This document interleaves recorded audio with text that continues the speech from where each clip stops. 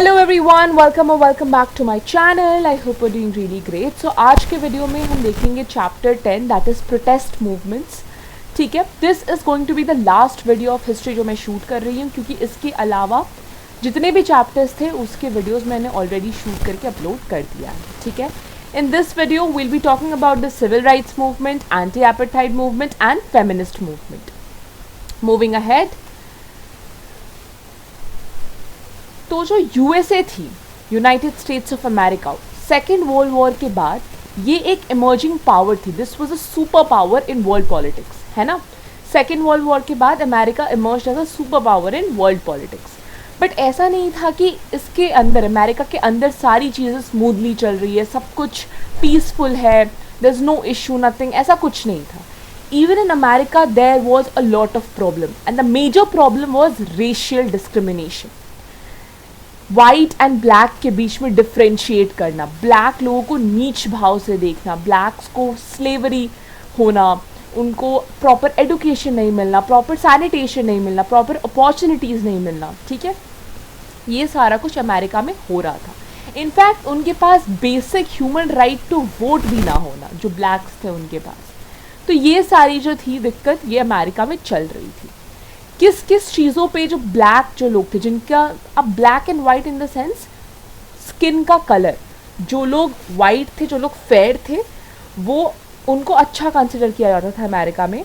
और जो लोग ब्लैक थे, जिनका स्किन टोन फेयर नहीं था, जिनका स्किन टोन ब्लैक था, उनको नीच नज़र से देखा जाता था, उन्हें डिस्क्रिमिनेट किया जाता था। किस किस बेसिस पे डिस्क्रिमिनेट किया जाता था? तो जो ब्लैक पीपल थे उन्हें वोटिंग राइट्स नहीं दी जाती थी, they were not allowed to vote. ठीक है, उसके बाद क्या क्या और दिक्कत थी? They were force to attend separate schools of poorer quality of education than those enjoyed by the white. मतलब उनको जो एडुकेशन भी मिल रही है वो भी अच्छी नहीं है, उनके लिए एक सेपरेट स्कूल था। तो जो गोरे लोग थे उनके लिए अलग स्कूल था, वहाँ पे अच्छी एडुकेशन गोरे लोगों को मिल रही थी। वहीं जो ब्लैक पीपल थे, जो काले लोग थे, उन्हें एक अलग स्कूल में भेजा जा रहा था जहाँ पे क्वालिटी ऑफ एडुकेशन इतनी अच्छी नहीं थी। प्लस रेस्टोरेंट्स में, बसेस में, ट्रेन्स में ब्लैक और वाइट के बीच में काफ़ी डिस्क्रिमिनेशन थी, अलग अलग बिठाया जाता था, है ना। और ब्लैक पीपल के लिए जो जॉब्स थे वो इतने ख़राब जॉब्स थे, इतने गंदे वर्किंग कंडीशंस थे, इतनी कम पैसे उन्हें वहाँ पे मिलते थे, तो काफ़ी ज़्यादा प्रॉब्लम्स ब्लैक पीपल को फेस करना पड़ता था उस टाइम पे।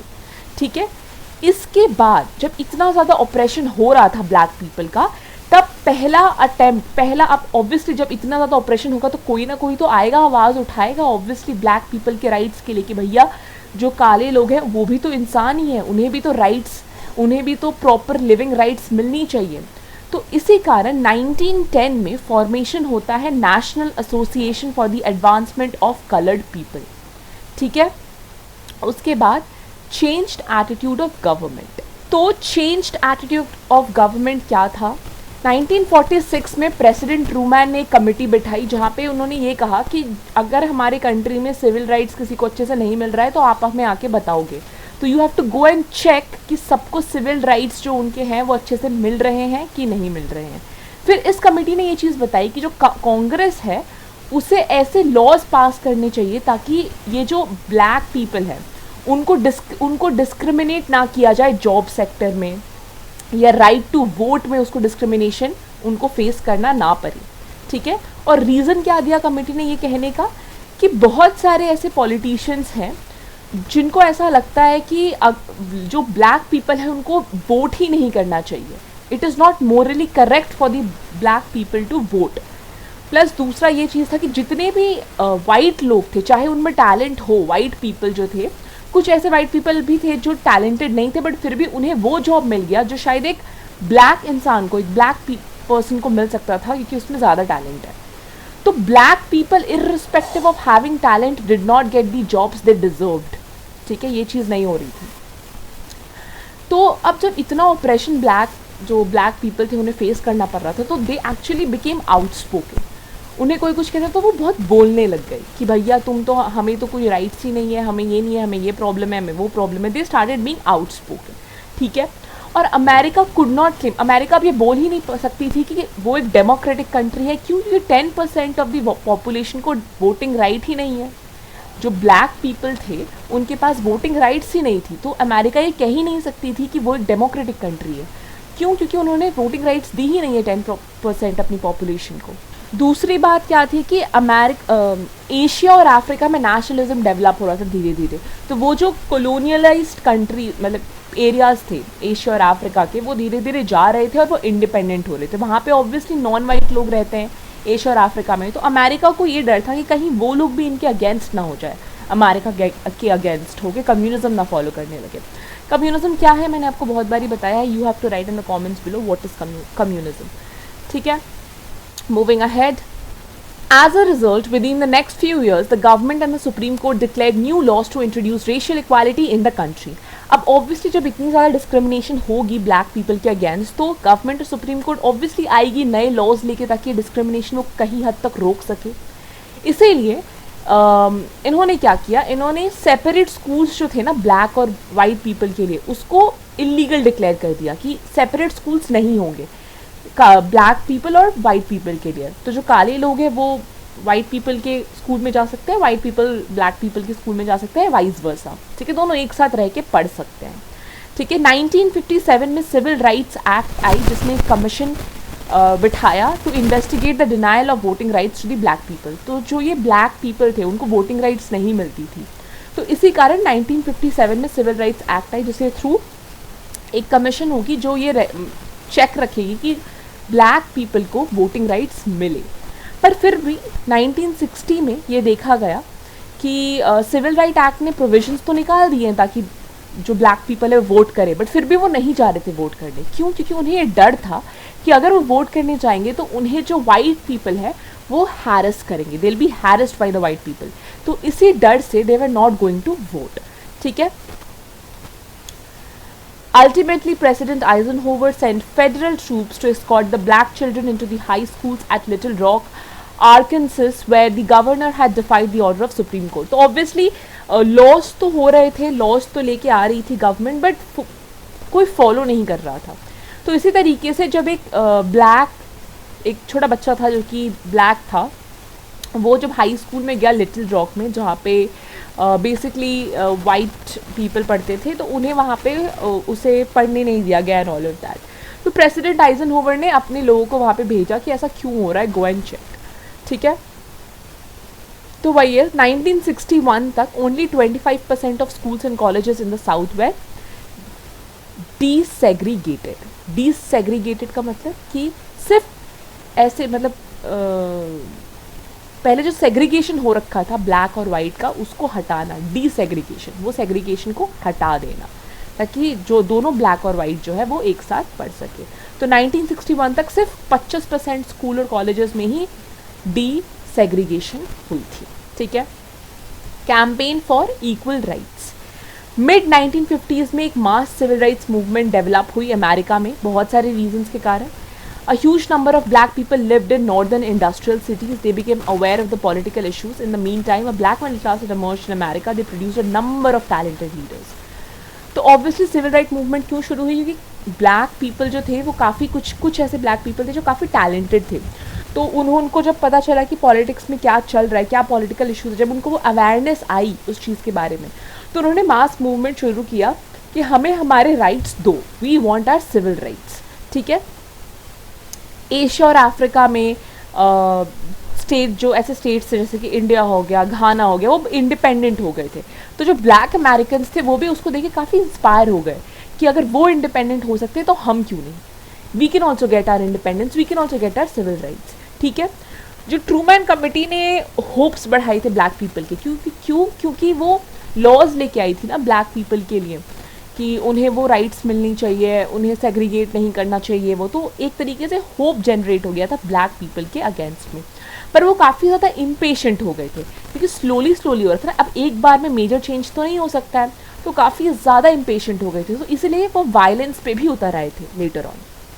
ठीक है, एक नेशनल कैंपेन शुरू हुआ 1955 में with the emergence of doctor Martin Luther King, a Baptist minister. इन्होंने non violent civil rights movement start किया कि ठीक है हम अपने सिविल राइट्स के बारे में मूवमेंट निकालेंगे, हम कहेंगे कि हमें हमारे राइट्स दो, ये वो, बट एक नॉन वायलेंट तरीके से, वायलेंस हम नहीं करेंगे। तो एक ब्लैक लेडी थी रोज़ा पार्क्स, उसे अरेस्ट कर लिया गया था for sitting in a seat reserved for the whites on a bus in Montgomery. इसके बाद से लोगों ने डिसाइड किया, डॉक्टर मार्टिन लूथर किंग ने ही ऑर्गेनाइज किया कि सब जो है मॉन्टगोमेरी के तक जो बसेस जाती है उसको बॉयकॉट करो, उस पर कोई नहीं बैठ के जाएगा, सब पैदल जाएंगे मॉन्टगोमेरी तक, बट कोई बैठ के बस में नहीं जाएगा। ठीक है, ऐसा क्यों हुआ? क्योंकि रोज़ा पार्क्स को अरेस्ट कर लिया गया था। ठीक है, उसके बाद इमर्ज हुए बिग सिक्स, और जैसे कि Philip Randolph, Roy Wilkins, Martin Luther King, Whitney Young, James Farmer और जॉन लेविस, जिन्होंने भी सिविल राइट मूवमेंट के लिए आवाज़ उठाई। ठीक है, मार्टिन लूथर किंग ने फिर एक स्पीच डिलीवर किया जहाँ पे उन्होंने बोला कि किस तरीके से वो अमेरिका का एक ऐसा फ्यूचर देखते हैं जहाँ पे there would be no discrimination between blacks and whites and there would be peaceful coexistence of both of them. तो उनकी स्पीच का नाम था I have a dream. So it's a very famous speech of Martin Luther King. Again, it's a short answer type question, so it's very important factual details. ठीक है, 1967 में Martin Luther King was awarded the Nobel Prize for Peace, but tragically in April 1968 he was assassinated in Memphis, Tennessee. ठीक है, 1967 में Martin Luther king को Nobel prize for piece मिला था और 1968 में उनकी मृत्यु हो गई। Moving ahead, we'll now talk about Democratic Presidents Kennedy and Johnson's sympathetic attitude towards the demands of black people. किस तरीके से जो प्रेसिडेंट्स थे, कैनेडी हो गए, जॉनसन हो गए, वो किस तरीके से बहुत सिंपैथेटिक थे टूवर्ड्स ब्लैक पीपल। ठीक है, उन्होंने एक कैनेडी जो थे वो पहले ब्लैक एम्बेसडर बने थे यूएसए के नाम। This is very very important, a very important factual detail. Kennedy became the just a second Kennedy became the first black ambassador of USA. ठीक है, he also presented the civil rights bill to the Congress. This bill was passed in 1964 after a decade lasting 736 hours. This was a landmark piece of civil rights legislation in the United States. इन्होंने कांग्रेस के सामने civil rights bill present किया था और काफ़ी debate हुए इस पर, काफ़ी डिबेट। ये बिल पास हुई थी 1964 में। 736 आवर्स के बाद, 736 आवर्स तक डिबेट हुई, उसके बाद ये बिल पास हुआ था और ये एक लैंडमार्क था for the civil rights legislation in the United States. Kennedy was an amazing personality for sure. ठीक है, तो however this Civil Rights Act of 1964, just a second, did not include a number of provisions deemed essential by civil rights leaders, including protection against police brutality, ending discrimination in private employment, and granting the Justice Department power to initiate desegregation or job discrimination lawsuits. तो obviously अब एक बार में ही सब कुछ तो वो नहीं मतलब हटा सकता है, इतना डिस्क्रिमिनेशन हो रहा था तो एक बार में सब कुछ तो नहीं हट सकता था। तो ये जो 1964 का सिविल राइट्स एक्ट था, इसमें बहुत सारे ऐसे प्रोविजंस नहीं थे कि मान लो अगर पुलिस ब्रूटलिटी करेगी ब्लैक पीपल के साथ, पुलिस ब्लैक पीपल को बिना किसी रीज़न से मार रही है, प्राइवेट एम्प्लॉयमेंट में उनके साथ डिस्क्रिमिनेशन हो रहा है ब्लैक पीपल के साथ, उनको जस्टिस नहीं मिल रही है जस्टिस डिपार्टमेंट से, डीसेग्रीगेशन नहीं हो रही है, जॉब डिस्क्रिमिनेशन हो रही है, तो इन सब के लिए कोई भी प्रोविज़न नहीं थी इस सिविल राइट्स एक्ट ऑफ 1964 में। जॉनसन ने इंट्रोड्यूस किया वोटिंग राइट एक्ट ऑफ 1965 और इससे उन्होंने ये इंश्योर किया कि जितने भी ब्लैक पीपल हैं वो आए और अपने वोट को कास्ट करें। ठीक है, he followed it up with another civil rights act of 1968। इसके बाद उन्होंने 1968 में सिविल राइट्स एक्ट वो लेके आए और यहाँ पे this act made it illegal to discriminate in selling property और लेटिंग अकोमोडेशन। तो पहले ऐसा भी होता था कि प्रॉपर्टीज़ नहीं दी जाती थी ब्लैक पीपल को, रहने की जगह नहीं मिलती थी, उन्हें बहुत ही ऐसे स्लम टाइप एरिया में उन्हें रखा जाता था। तो ये चीज़ इसको इलीगल ठहराया किसने? जॉनसन के सिविल राइट्स एक्ट में 1968। ठीक है, by 1975 a large number of black people were elected to Congress and other government bodies. तो काफ़ी मेजर चेंज हुआ ये 1975 में, काफ़ी ब्लैक पीपल जो थे वो कांग्रेस में इलेक्ट हुए थे और बहुत सारे अदर गवर्नमेंट बॉडीज़ में भी। Okay, so now moving ahead, anti-apartheid movement in South Africa. So basically what happened is 1652 में डच ईस्ट इंडिया कंपनी ने एक कॉलोनी फाइंड आउट किया था केप ऑफ गुड होप में, ठीक है, जिनका उन्होंने नाम दे दिया डच कॉलोनी ना, और ये डच कॉलोनी ही रही 1795 तक, ठीक है। ड्यूरिंग दिस टाइम, इस टाइम पे जो डच वहाँ रहते थे उन्हें अफ्रीकानर्स या फिर बोर्ड्स कहते थे, विच मीन्स फार्मर्स, ठीक है। तो इस टाइम पे इन्होंने क्या किया, अफ्रीकानर्स ने या बोर्ड्स ने, इन्होंने जितने भी नेटिव अफ्रीकन्स थे उन सब से उनका लैंड, जो उनके पास ज़मीन थी वो ले ली और उन्हें फोर्स किया कि तुम जो है लेबर की तरह काम करो हमारे लिए, ठीक है। फ्रेंच रेवोल्यूशनरी वॉर्स जो कि 1795 में हुई थी, उस टाइम पे उस दौरान जो केप था उसको ब्रिटिशर्स ने कैप्चर कर लिया था। फिर 1814 में एक पीस सेटलमेंट हुई जहाँ पे ये डिसाइड हुआ कि ये जो केप कॉलोनी है ये ब्रिटिश कंट्रोल के अंडर में ही रहेगी। फिर जो वहाँ पे डच सेटलर्स थे, मतलब जो बोर्ड्स थे, उन्हें अभी अच्छा नहीं लगने लगा कि हम जो है ब्रिटिशर्स के अंडर नहीं रहेंगे। दैट इज़ द रीज़न उन्होंने क्या किया, वो चले गए नॉर्थ में और वहाँ पे उन्होंने अपने इंडिपेंडेंट रिपब्लिक सेट किए, अपना इंडिपेंडेंट हाउस होल्ड सेट किया, कहाँ पे, ट्रांसफर में और ऑरेंज फ्री स्टेट में, ठीक है। उसके बाद हुई बोर वॉर जो कि 1899 से 1902 तक हुई, जहाँ पे ब्रिटिश ने डिफीट कर दिया बोर्स को, और 1910 में उन्होंने ज्वाइन कर लिया केप कॉलोनी को और नाकिल को, ठीक है, to form the union of South Africa. This is what happened. फिर जो साउथ अफ्रीका का यूनियन था वहाँ पे वाइट पीपल जो थे वो डोमिनेट करते थे और ब्लैक पीपल को नीच नज़र से देखा जाता था। गवर्नमेंट जो है ब्लैक के मूवमेंट को कंट्रोल करती थी by the system of pass laws. Factual detail है, बहुत इंपॉर्टेंट है। जो लिविंग कंडीशंस और वर्किंग कंडीशंस थे ब्लैक पीपल की वो बहुत ज़्यादा ही प्रिमिटिव थे, मतलब एकदम प्राइमरी लेवल के थे, अच्छे नहीं थे, क्वालिटी कुछ नहीं था, उन्हें कुछ भी क्वालिटी, ना क्वालिटी एजुकेशन मिलता था, ना क्वालिटी लिविंग मिलती थी और ना ही क्वालिटी वर्किंग कंडीशंस मिलते थे।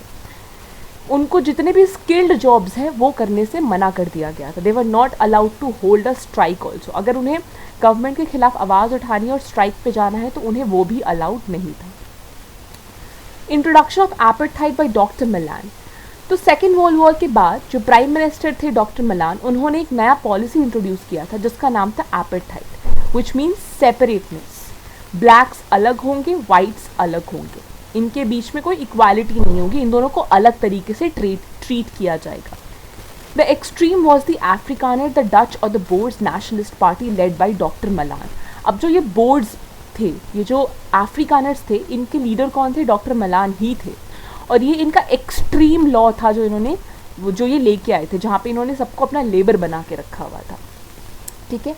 Main features of apartheid, main features क्या था कि apartheid means complete separation of blacks and whites as far as possible at all levels, ठीक है, पूरा सेपरेट, ब्लैक अलग है, वाइट अलग है, इररिस्पेक्टिव ऑफ कौन सा फील्ड है, कौन सा लेवल है, दोनों ब्लैक्स और वाइट्स दोनों बहुत अलग है। तो प्रॉपर सेग्रीगेशन, चाहे वो सोशली हो चाहे वो पॉलिटिकली हो, वाइट और नॉन वाइट लोगों के बीच में हो गया। बसेस में, ट्रेन्स में, cafes, toilets, park benches, hospitals, beaches, picnic areas, हर जगह पे, इनफैक्ट एजुकेशन फील्ड में भी, चर्चेस में भी इन दोनों के बीच में डिस्क्रिमिनेशन किया जाता था, ठीक है। मूविंग अहेड, दूसरा कैरेक्टरिस्टिक्स है, दूसरा फीचर क्या था एपार्थाइड का, वो ये था कि वाइट्स और नॉन, ब्लैक और वाइट के बीच में शादी नहीं हो सकती है, दिस कैन नॉट हैपन, ठीक है। Every person was given a racial classification and an identity card, मतलब वाइट्स के पास अलग आइडेंटिटी कार्ड था, ब्लैक्स के पास अलग आइडेंटिटी कार्ड था, कि हम वाइट्स हैं, हम ब्लैक्स हैं, उनको आइडेंटिटी कार्ड भी, उनकी आइडेंटिटी उनकी कलर से थी, आप समझ जाओ इस चीज़ को। पॉलिटिकल राइट्स और रिप्रेजेंटेशन पार्लियामेंट में वो नहीं था, अलाउड नहीं था अफ्रीकन्स को, अफ्रीकन्स ब्लैक पीपल थे तो उनको वो अलाउड नहीं था, that was not there, they didn't have the right. According to Alan Paton, apartheid is in a sense a rejection of man. ये definition इन्होंने दिया, it's very important, आप कभी अपने एग्जाम के आंसर में यूज़ कर सकते हो, it will fetch you more marks, ठीक है। Role of Nelson Mandela in anti-apartheid movement. Obviously Nelson Mandela was a black person, he was a South African anti-apartheid revolutionary. इन्होंने African National Party ज्वाइन किया था और he founded the Youth League of it, ठीक है। तो ये खुद एक ब्लैक पर्सन थे और ये डेफिनेटली एपेटाइड के अगेंस्ट थे। इनका ये मानना था कि एंटी एपेटाइड मूवमेंट होनी चाहिए, ब्लैक्स और वाइट्स इक्वल्स है, इनको सेग्रीगेट नहीं करना चाहिए। ये जो है अफ्रीकन नेशनल पार्टी के प्रेसिडेंट बने ट्रांसवल वाले ब्रांच के। 1952 में इन्होंने अपना एंटी एपेटाइड डिफाइंस कैंपेन शुरू किया, ठीक है, और इनको उसके बाद अरेस्ट कर दिया गया था। He was repeatedly arrested for seditious activities and was sentenced to life imprisonment in the Rivonia trial. Mandela served 27 years in prison. Very very important, कितने साल तक वो जेल में रहे थे, ठीक है। काफ़ी ज़्यादा इंटरनेशनल प्रेशर था उनके ऊपर, प्लस रेशियल सिविल वॉर भी चल रहा था, तो काफ़ी इन सब के बीच में प्रेसिडेंट FW क्लर्क ने उन्हें रिलीज़ किया जेल से 1990 में। रीज़न क्या था रिलीज़ करने का? काफ़ी ज़्यादा इंटरनेशनल प्रेशर था, प्लस रेशियल डिस्क्रिमिनेशन काफ़ी ज़्यादा हो रही थी, तो उससे उन्हें डर था। प्रेसिडेंट FW क्लर्क को वो चाहते थे कि नेल्सन मंडेला हेल्प करे, ठीक है। Mandela led the ANC African National Congress to victory and became the president of South Africa, ठीक है। उन्होंने लैंड रिफॉर्म्स किए, पॉवर्टी को हटाया, हेल्थ केयर को बढ़ाया, एपेटाइड को हटाया, ठीक है। उनको नोबेल प्राइज़ भी मिला था, नोबेल पीस प्राइज़ 1993 में मिला था। अनफॉर्चुनेटली 5 दिसंबर 2013 को उनकी मृत्यु हो गई at the age of 95। The South African people respect him as the father of the nation, ठीक है। वेरी मतलब ये सारे फैक्चुअल डिटेल्स है जो कि एग्जाम पर्सपेक्टिव से बहुत ज़्यादा इंपॉर्टेंट है कि इन्होंने क्या क्या किया, इन्हें नोबेल प्राइज़ कब मिली, अफ्रीकन पीपल इन्हें क्या कहते हैं, फादर ऑफ द नेशन, ठीक है। Movements continued outside the country. तो इसमें क्या हुआ कि साउथ अफ्रीका को कॉमनवेल्थ छोड़ने के लिए फोर्स किया गया 1961 में, क्योंकि काफ़ी रेशियल डिस्क्रिमिनेशन हो रही थी। That is why South Africa was forced to leave the Commonwealth in 1961। Trade boycott हुई साउथ अफ्रीका के अगेंस्ट, तो Britain, America, France, West Germany, Italy, ये जो थे ये एपेटाइड के अगेंस्ट थे पब्लिकली, बट फिर भी इन्होंने अपना ट्रेड कंटिन्यू रखा साउथ अफ्रीका के साथ। तो ये भी एक चीज़ है जो हमें Britain, America, France, West Germany और इटली के बारे में देखना चाहिए कि उस टाइम पे वो उन्होंने थोड़ी सी डबल फेसेड चीज़ करी, ठीक है। 1963 में UN सिक्योरिटी काउंसिल ने पार्शियल आर्म्स बैन कर दिया साउथ अफ्रीका में। उसके बाद अफ्रीकन स्पोर्ट्स अथॉरिटी ने एक लेटर दिया इंटरनेशनल ओलंपिक कमेटी को about racism in south African sports. तो 1964 के टोक्यो ओलंपिक से साउथ अफ्रीका को हटा दिया गया, सस्पेंड कर दिया गया। एक अकेडमिक बॉयकॉट भी हुआ साउथ अफ्रीका का, तो काफ़ी कुछ हुई। इलेक्शन हुई 1979 में, जिसके बाद PW बोथा को प्राइम मिनिस्टर बनाया गया। ये कुछ ऐसे इंपॉर्टेंट चेंजेस लेके आए थे, जैसे कि blacks were allowed to join trade unions and go on strikes, they were allowed to elect their own local township councils. तो वो ट्रेड यूनियंस पे जा सकते, स्ट्राइक पे जा सकते थे, अपने खुद के लोकल टाउनशिप काउंसिल, जैसे पंचायत वगैरह हमारे यहाँ पे होता है ना, वैसे ही वो सब के लिए वो उन्हें वहाँ पे अलाउ किया गया था। एक नया कॉन्स्टिट्यूशन इंट्रोड्यूस किया गया था जहाँ पे 2 हाउसेस बने थे पार्लियामेंट के, एक कलर्ड के लिए, एक एशियंस के लिए। मैरिज अलाउ कर दिया था इसने कि इंटर कलर मतलब blacks and white can marry each other. The hated pass law for non whites was abolished. तो ये ब्लैक पीपल के लिए जो पास लॉज थे, जो उनकी हर एक मूवमेंट को रेगुलेट किया जाता था, उसको भी हटा दिया गया, ठीक है। बट फिर भी कुछ ऐसी चीज़ें थी जो इसने चेंज नहीं करी। जैसे कि क्या ऐसी चीज़ें थी जो इसने चेंज नहीं करी? Right to vote and to play a full part in ruling the country. अभी जो राइट टू वोट, जो सबसे इंपॉर्टेंट चीज़ है, वही अलाउ नहीं किया डॉक्टर कह रही हूँ मिस्टर बोथा ने, कि राइट टू वोट हम नहीं देंगे, या फिर कंट्री को रूल करने के लिए उनकी पार्टिसिपेशन हम उतनी नहीं रखेंगे, ठीक है। अगस्त 1986 में the Commonwealth except Britain agreed that there would be no further loans, no sale of oil, computer equipments or nuclear goods to South Africa. No cultural and scientific contacts would be continued. September 1987 में American Congress ने voted to stop American loans to South Africa to cut air links.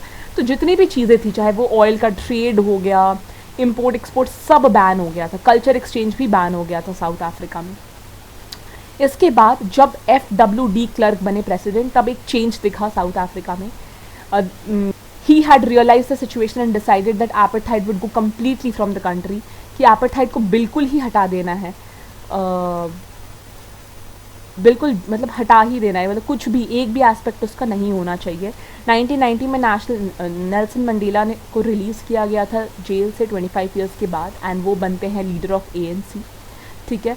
और उसके बाद transition to black majority rule होता है, voting होती है, काफ़ी रिफॉर्म्स होती है, कोलिशन गवर्नमेंट बनती है और ANC जीतती है, 2/3 ऑफ द वोट उन्हें मिलता है और accordingly a coalition government was formed and Nelson Mandela became the first black president and FW de Klerk the deputy president of South Africa. ठीक है, इसके बाद चेंज आता है, रिमार्केबल चेंज आता है, एक अचीवमेंट होती है, काफ़ी बड़ी अचीवमेंट कि एक ब्लैक पर्सन बन जाता है president of the country. With this, I come to the end of this chapter, and if you like the video, do like, share, subscribe, and comment down below how you like the video. Do share the video with your friends and make me reach at least 1K subscribers so that I get motivated to make more and more videos. इस video के and में आपको इसके पहले वाले videos के link भी मिल जाएंगे. डिस्क्रिप्शन बॉक्स में आपको हिस्ट्री का प्लेलिस्ट मिल जाएगा जहाँ पे आपको बाकी हिस्ट्री के वीडियोस भी मिल जाएंगे जो मैंने बनाए हैं. So stay tuned, keep studying, best of luck.